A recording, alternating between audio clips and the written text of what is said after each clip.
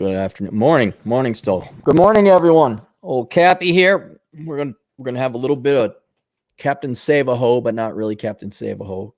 Captain Save-A-Mess discussion, if that makes any sense. So let's go to it. Another request, please. A short question. This is a regular client. I was recently at the dollar store when I saw a cute girl for some reason, guys, fucking English, okay? I was recently at the dollar store when I saw a cute girl who for some reason are all fit. A girl or girls, plural or singular. But she looked kind of like a semi-junkie and had about a dozen pimples on her face. So probably meth head. I'm in my mid-20s and she looked maybe a few years younger or late teens. I know men have a genetic desire to be the hero and rescue women. I recently read somewhere that people who are a 4 in life won't be attracted to a 10 and vice versa. The people that we are attracted to is due to the damage we see in ourselves. Okay, let me digest that one. Okay, I am damaged in a way, and I see a girl, regardless of looks on a scale of 1 to 10, and then I could see where you empathize with her. I still can't get over the fact she's a 4. I'm not going to be physically attracted to a 4. I can see where the combination, she's an 8 and you find her physically attractive and she had problems that you also had. Then there's like your genetics kicking, like I can help her. Not because of Captain Save-A-Ho, but because you can help that person. That's how, like, a guy has the problem. Like, oh, guy, like any guy that majors in finance, stop, wait, don't go down that train track.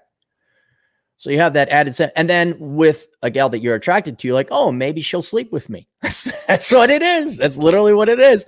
She's hot. I want to bang her. I got an in. I can help her.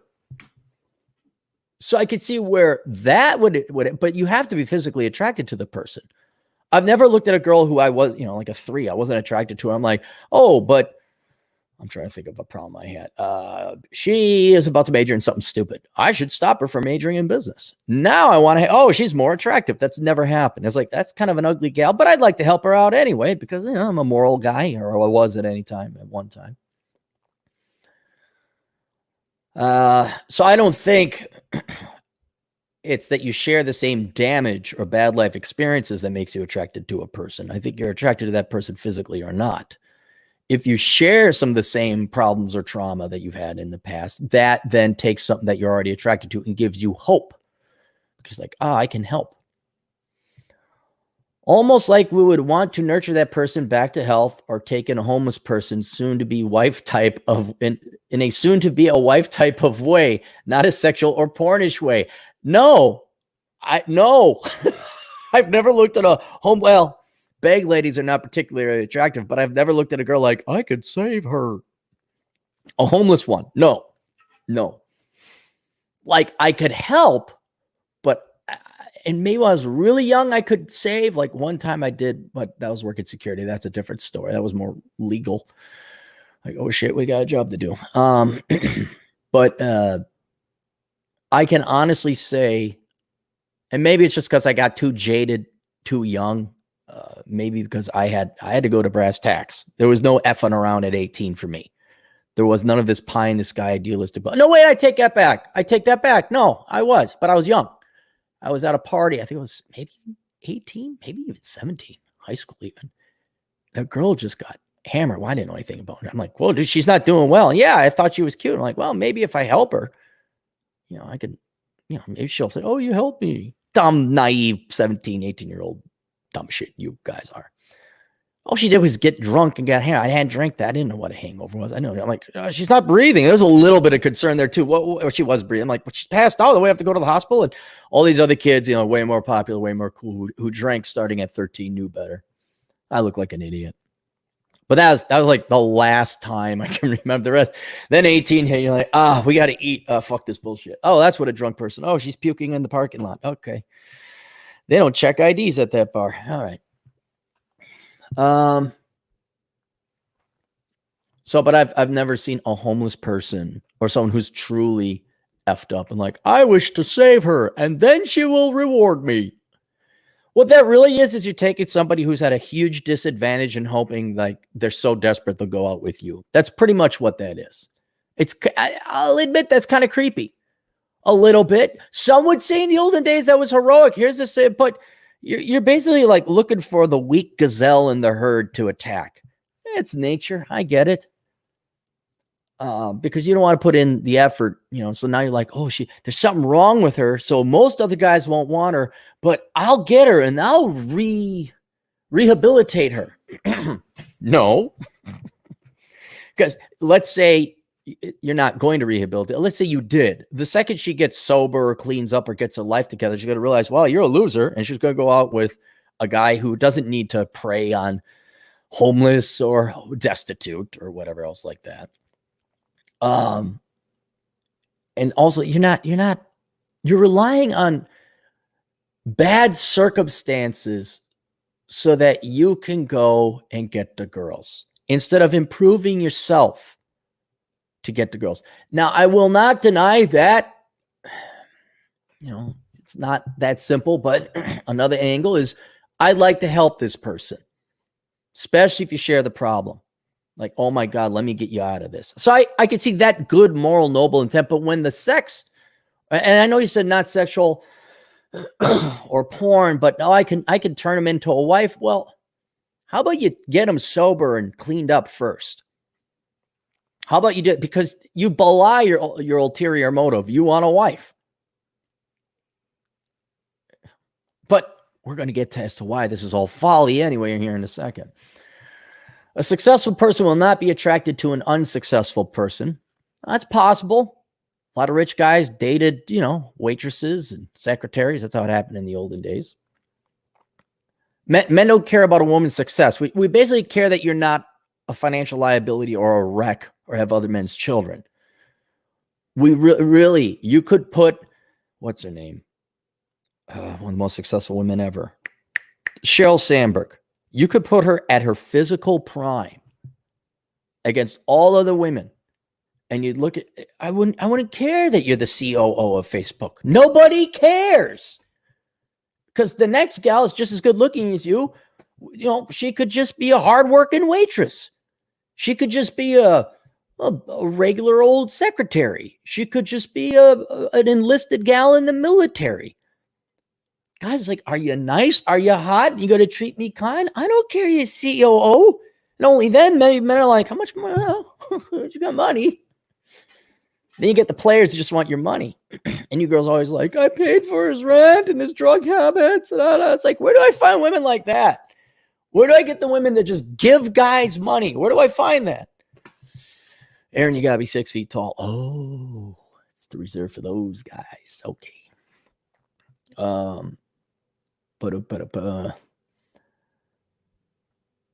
So that's also not a fully true statement. I know a successful woman will probably very unlikely not be attracted to an unsuccessful man long term.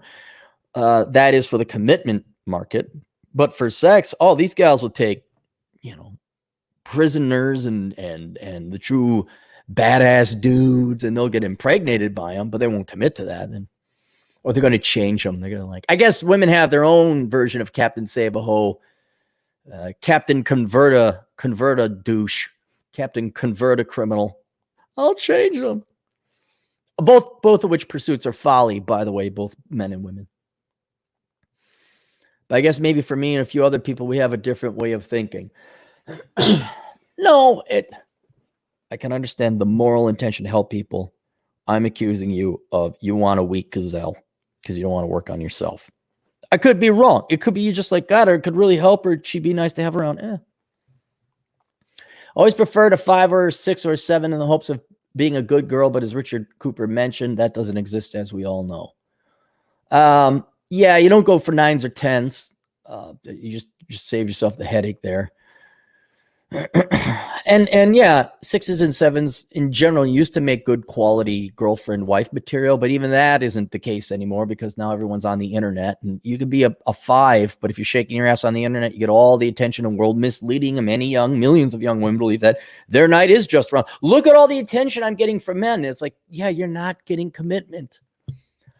This 8 fucked me at a party. I know I'm only a 5.5, but I know I could get a guy like that. It's like, no, they're misleading you. They had sex with you. They didn't want to commit to you. And the gals are all upset. What do you mean you're dating other women? Why hasn't he called me back? And then he says here, a good example is Pretty Woman, the movie. That is a horrible movie. I know it's an example of what you're talking about, but you basically, can you make a hoe into a housewife? No.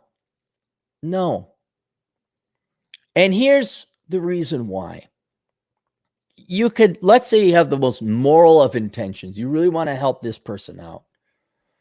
Take away my suspicions in theory that your ulterior aim is you don't want to put in the work to get a high quality woman. So you're going to go with people who are destitute, poor, mentally ill, addicted to drugs, whatever.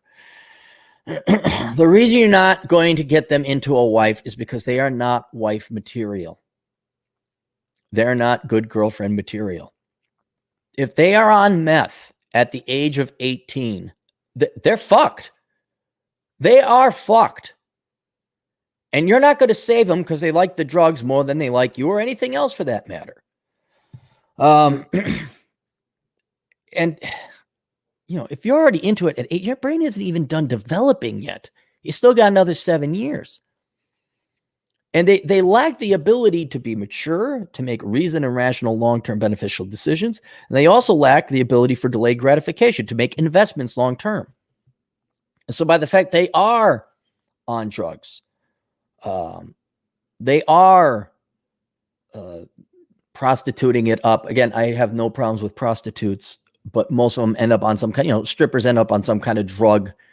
Very few of them are like, no, I'm doing this to make the money, and then I go become a doctor. And some women have done that, and God bless you, gals. But in general, these are people who do not make good long-term decisions. And instead of just finding a husband, instead of like finding a stable guy, they're going to do the drugs. They're going to whatever. They're going to live the stripper lifestyle. They're going to YOLO and party it up, and they're going to live disastrous lives. And you are not going to save them. You can make them whole financially, again, with financial support, but you're not going to change that person. That person has to change within themselves. And that is a hard thing to do if you're addicted to drugs, addicted to booze. You've had a bad life. I mean, what you're seeing, this isn't some innocent little girl who just slipped and happened to stab herself with a needle of meth. Choices were made. 20 years of upbringing with parents and created this pride. You don't just come in, Captain Save-A-Ho, snap your fingers, and oh, poof, she's June Cleaver. Doesn't happen that way. It is a nightmare. It's also impossible. You can't change people. I have intelligent, sane people. And we're talking guys even. We're not and gals that I have no romantic interest in. There's no sexual interest. And they're smart. They're intelligent, successful. And I try and tell, well, you ought to do this. They don't listen. Even good, healthy, normal, mentally stable people don't listen. When you yourself, it's very similar where I'm like, oh, you're going to do that. Well, do X, Y, and Z before. No, they'll just ignore it. And they're not even on drugs. There's a resistance by humans. They're like horses. They don't want to drink the water. You can lead it to them. They're not going to drink the water. Well, that could be sentience and independence. They don't want to. They'll do it when they want to. Okay, fine.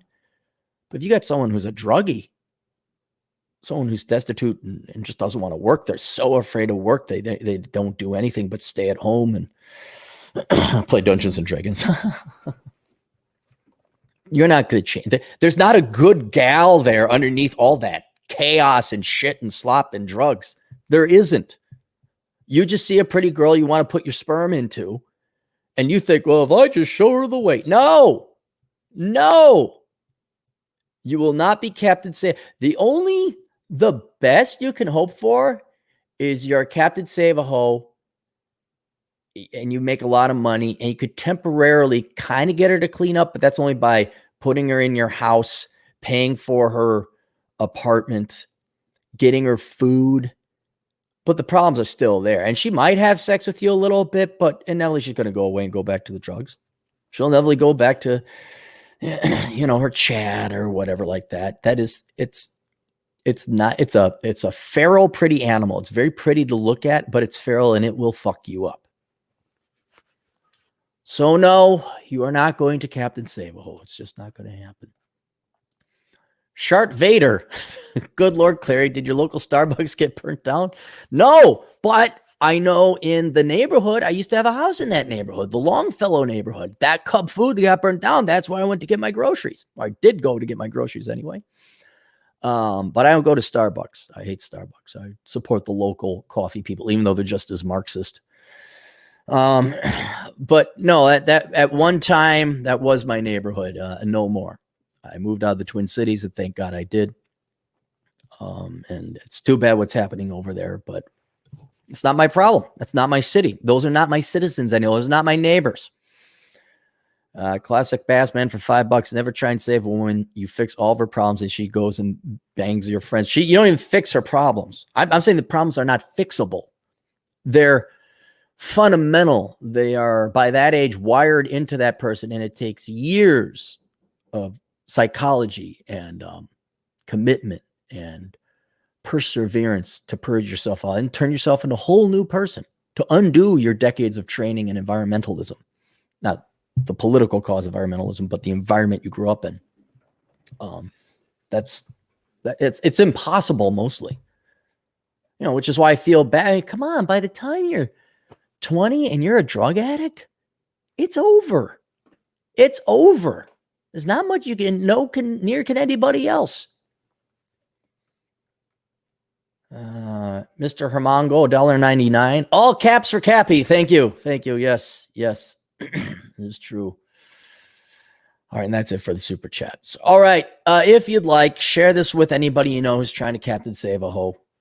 If they need consultation, you need an intervention, go to assholeconsulting.com. We're the world's only professional asshole. We'll save you from all your stupid mistakes you're about to make and more. Take a look at the books, Bachelor Pad Economics, Curse of the High IQ, How Not to Become a Millennial, and your life will be better for it. We'll see you guys later. Toodles.